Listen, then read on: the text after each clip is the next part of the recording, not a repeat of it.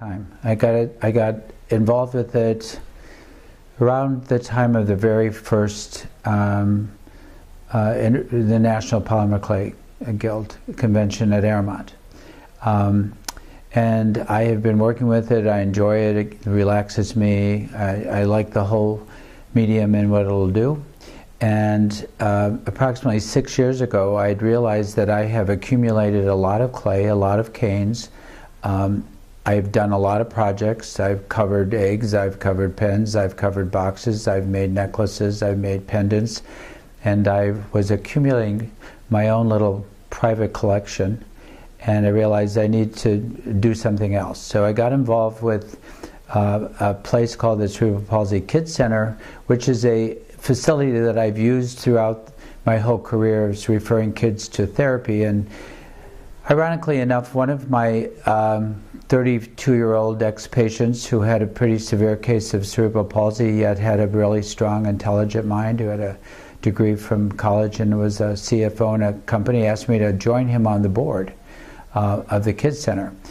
And of course, when you get involved with the nonprofit, you realize that finances are always an issue. There's always a deficit. So I was involved with a project they have, which is a kids' fashion show.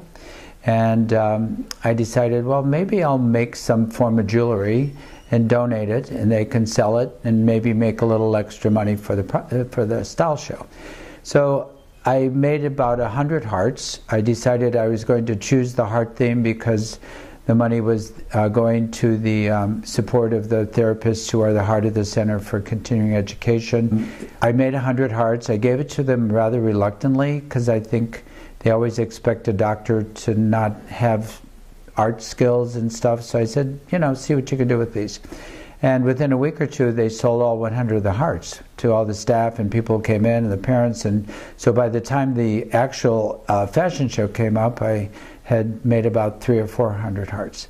And by February, that was November, and by February of that following year, I sold my first 1,000. Somebody wanted to do an article on me about the hearts for Valentine's Day. I found a gallery person who had a new gallery. She decided to sell them for the $10. Nobody made a profit except the kids. And she was inundated. People were standing in line after the article to go to her gallery to buy the hearts. I've developed at least a network of about 10 retailers who will sell them for me. And I have no pride, so I was standing out on the corner at different art venues selling them from a table with a little easel, and I met a person who owned a craft store. She said, we can do that. And all the retailers sort of felt the need to do something charitable for the community. They love the cause. Some of the people and the merchants have kids who go to the center or benefited from the center. So one thing led to another. So this will be the 6th anniversary of the Heart Project, and I now have made 20,203 hearts together. I'm freed up because I know my form, I know my format, and I can work on design and finishing and things like that. So for me, it's been something that allowed me to continue my love with polymer, but yet have some outlet for it and essentially, quote unquote, move the product side. So even as a kid, I found myself to be pretty creative. I had parents that supported that. I found I was not good at art and drawing. I was better at making things and crafting things. So even as a kid, in order to get candy money, I made pot holders and sold them from door to door. They were a quarter at that time. Got pretty rich on that. And through the years, I would find some type of project that would suit my artistic tastes, and I'll admit I even did paint by numbers, which I thought was pretty amazing. I did macrame during that era of my life when I was in the Air Force, made plant holders, baskets, sold those. I always felt that whatever I made, I'd feel more validated if somebody was willing to buy it. And I tried pottery for a while, but it seemed like if I had 3 hours to work with it, an hour and a half to knead the clay and get it prepared, and another hour to clean it up, I had very little time to do it. So going through a whole variety of different art media, I came up to polymer clay. This stuff just sits there waiting for me to do something with it.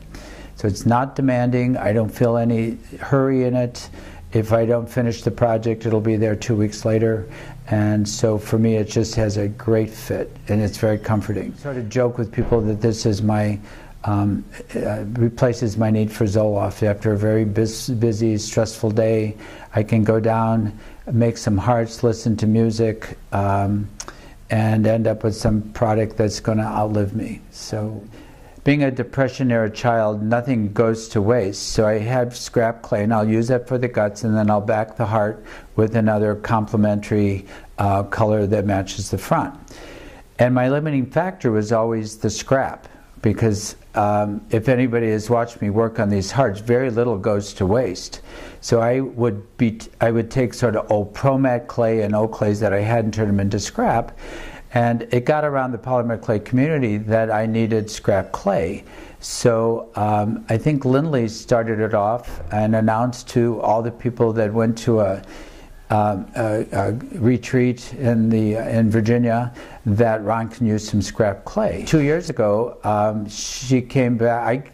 They accumulated clay at the convention and gave me a huge Tupperware basket of clay.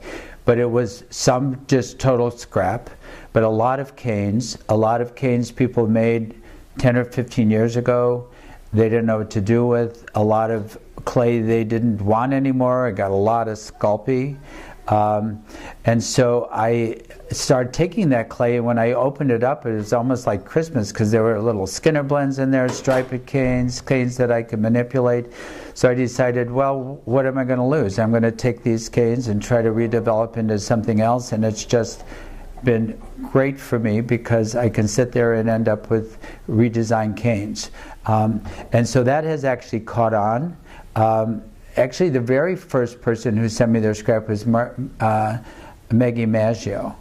And I must say, one thing I've learned about the master clay people, they waste as much clay as the regular people, because she had 3 huge boxes of just pure scrap. But I like the fact that their scrap's on the inside, their influence is on the outside. They taught me, they influenced me, and now they're all a part of it, but yet I make every one, I polish every one, I do every one. So it's really kind of fun, because it's become a national and probably after Synergy 3, an international scrap collection. And so that the community can be part of it, but yet I make every one of them. So I said, this gives me something tangible to validate my existence here. I do a lot of work with kids, and at the end of the day, I have nothing tangible to prove that I did something. I find out later in my life, it's towards this part of it, that I've done something to change people's life, but there's nothing tangible. So I needed to create, in any event, any media, I needed to have something that I created that sort of outlasted me, tangibly. This project actually is something that may actually be a legacy to the Kids Center and sort of a non-tangible legacy, but I just liked creating something. So I sort of deal with the idea that 50 years from now, someplace, some heart will be rolling around this world or found in some landfill, and they go, oh my gosh, look at what we found, you know. So it's going to be a part of me that stays on this earth after I go. And that's part makes me feel really good.